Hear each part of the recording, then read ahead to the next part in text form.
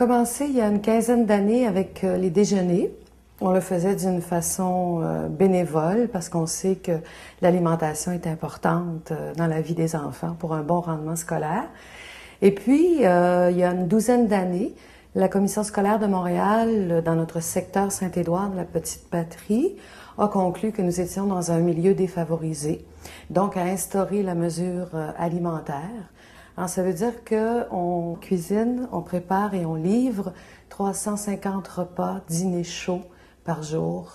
Des enfants mangent ici, à la maisonnette des parents, et d'autres mangent dans les 3 écoles de notre quartier. Les enfants qui sont éligibles au programme, ça leur coûte 10 $ par mois. Les enfants qui ne sont pas éligibles au programme leur coûte 3 $ par jour. Nous sommes subventionnés par la CSDM. La CSDM règle les repas des enfants à 2,85 $. Donc, mais là, il ne faut pas oublier que nous avons du personnel qui est à la cuisine, donc il y a plus de charges. Le 2 $, il faut les tirer un petit peu. Là. On fait partie de ce qu'on appelle l'école communautaire. Nous, ça fait déjà 20 ans qu'on on se dit école communautaire. Et les surveillants de dîner sont là pour les enfants, mais on a nos intervenants de famille qui vont dans les écoles, qui sont là sur l'heure des repas. Donc, ils peuvent détecter s'il y a des problématiques. Ils en parlent avec les professionnels de l'école. Et nous, quand on voit, par exemple, qu'un enfant ne mange pas depuis 2 jours ou 3 jours, il y a certainement quelque chose qui se passe. Alors, ça nous donne une raison pour pouvoir visiter la famille. Donc, on fait des visites à domicile et on se sert justement de la mesure alimentaire pour pouvoir ouvrir les portes aux familles. Et quand on rencontre les familles, c'est là qu'on sait aussi s'il y a des problèmes. Alors, la relation est très bonne entre l'école et nous, puisque les professeurs, quand ils savent qu'un enfant vit une telle situation dans sa famille, va être plus porté à faire attention à l'enfant ou à l'encourager d'une façon spéciale. Nous avons un rôle d'éducateur, un rôle on fait de la prévention, on essaye de leur expliquer des choses et on leur explique aussi les bienfaits des repas. C'est les surveillantes qui le font, qui parlent aux enfants, puis s'arrêtent avec à chaque enfant, puis lui dit « mais toi, pourquoi tu veux pas ?» Parce que souvent, les enfants ils vont dire « moi, je vais prendre juste des carottes, je veux pas de patates. » Mais là, tu lui expliques, goûte. Ou il y a des enfants qui vont dire « ah, moi, la salade, je veux pas de salade. Mais regarde, là, je vais te donner 2 feuilles, essaye de goûter. C'est bon, ça te prend un légume, et puis c'est bon pour ta santé. Il faut absolument que tu aies les 4 groupes aussi. » Bonne, hein? Un petit peu. Comme ça, là? Ça va? Un de nos cuisiniers avait fait un potage au potiron et tout. Alors, les enfants ont regardé ça, puis ils ne voulaient pas en manger.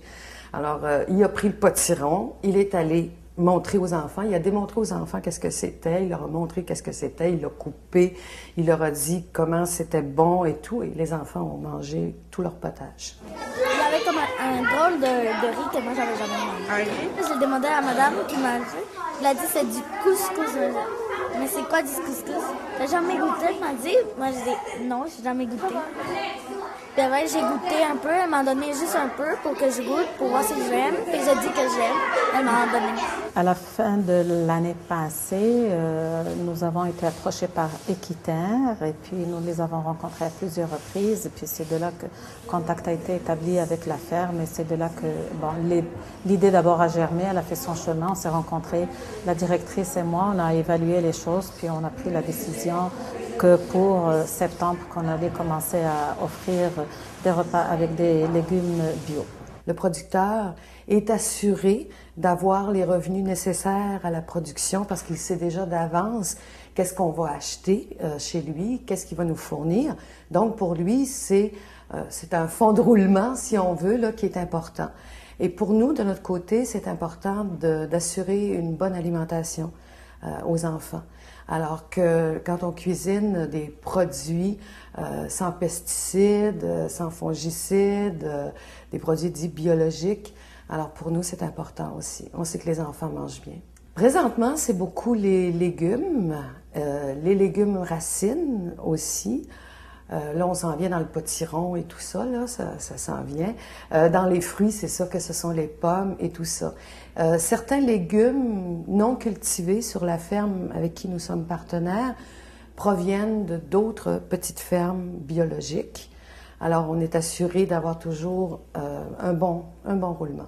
C'est sûr que la gamme de variétés n'est pas très large, mais nous avons eu la chance de participer à une formation la semaine passée, toujours avec Équiterre. Et nous avons rencontré d'autres personnes qui sont aussi jumelées à des fermes et nous avons échangé des trucs. Donc, on ne peut plus se dire, ben là, il y a juste des carottes, qu'est-ce qu'on va faire? On sait qu'avec les carottes, on peut faire une crème de carottes, on peut faire un gâteau aux carottes, on peut faire une salade de carottes. Donc, on a eu des trucs pour pouvoir travailler avec ce que la ferme nous livre en fin de compte. Pour l'instant, on est à 30%. À 30% parce qu'il ne faut pas oublier qu'aussi nous avons des dons. Nous sommes avec Moisson Montréal et nous avons... Donc on vient compléter en fin de compte. C'est toujours l'obstacle des sous, c'est l'argent. Si nous avons plus de subventions, si nous avons plus d'aide, c'est sûr qu'on pourrait l'offrir à 100% parce que lors de ma formation, moi j'écoutais, il y avait des CPE qui offraient même de la viande bio, même du poulet bio. Donc c'est sûr que si nous avions les moyens, du jour au lendemain, à partir de demain, on va dire, on vire carrément au bio, il n'y a plus rien d'autre qui rentre dans... Mais c'est sûr que c'est les moyens qui ne sont pas là. Les moyens financiers, c'est... Les organismes communautaires, c'est leur problème. Le conseil que je donnerais, c'est d'essayer de voir les spéciaux, de travailler avec ce qu'on a, essayer d'inventer ou d'arranger des choses avec ce qui se fait selon la saison pour pouvoir offrir au moins un élément, si on peut, au lieu d'offrir à 100% pas bio, si on peut offrir juste à 30 ou à 35%, c'est déjà pas mal parce qu'on commence déjà à sensibiliser les enfants et à les éduquer à ça. Est-ce que vous savez qu'est-ce que c'est que les légumes et les fruits bio? Bio, c'est comme genre qu'il n'y a pas eu de genre de produit. Ça pousse normalement, naturellement. Bon, c'est sûr qu'on va donner un petit coup de pioche par ici, on va arranger, on va nettoyer, mais on ne met pas de produits chimiques. À la maison des parents, cette année, au mois de septembre, on a commencé à utiliser des légumes bio dans les repas. Comme aujourd'hui, hier, les enfants ont mangé une salade de choux. La salade de choux était bio. Les patates qu'il y avait dans le repas aujourd'hui et les carottes étaient bio. Une fois par semaine, les enfants avec une animatrice allaient cuisiner ensemble. Puis à chaque fois, il y avait un thème. Alors comme ici, c'est l'automne, c'est le thème, c'est les pommes. Alors on va leur expliquer les bienfaits de la pomme, puis on va faire quelque chose avec les pommes. Il y a des ateliers de nutrition qui sont donnés ici à la maisonnette des parents, autant pour les adolescents que pour les parents, les familles. Comment lire les étiquettes, comment détecter le gras, le sucre dans les produits achetés. Mais on va plus loin aussi avec les parents parce qu'on a la cuisine collective que l'on offre. Et la cuisine collective également a des ateliers d'information sur la nutrition. Il y a des rencontres aussi, on appelle ça les cafés-rencontres, avec des professionnels de la nutrition qui viennent du CLSC et qui viennent donc parler avec les gens pour mieux les informer. On se rend compte que les enfants sont très curieux, n'ont pas de barrière sur les aliments. Les adultes, eux, en ont. Mais les enfants en ont pas. Alors les enfants sont prêts à découvrir des nouveaux aliments, sont prêts à déguster des choses inconnues qu'ils ne connaissent pas. Quand les enfants arrivent très souvent de pays autres que le nôtre, ils sont peu habitués à notre nourriture, c'est évident, et ça prend des semaines des fois avant de pouvoir leur démontrer que ce que nous mangeons, c'est bon et tout. Alors, à force de regarder les autres manger, ils finissent par y goûter. Mais il faut dire que on prépare pas mal plus de riz que de pommes de terre. Et dans le riz, on met des légumes. Et puis, dans le pain de viande, on hache des épinards. Alors, on a toutes sortes de petits trucs comme ça, okay, pour nous aider à nourrir les enfants sainement. C'est de commencer très jeune. Nous, ici, on commence avec la petite enfance, le préscolaire.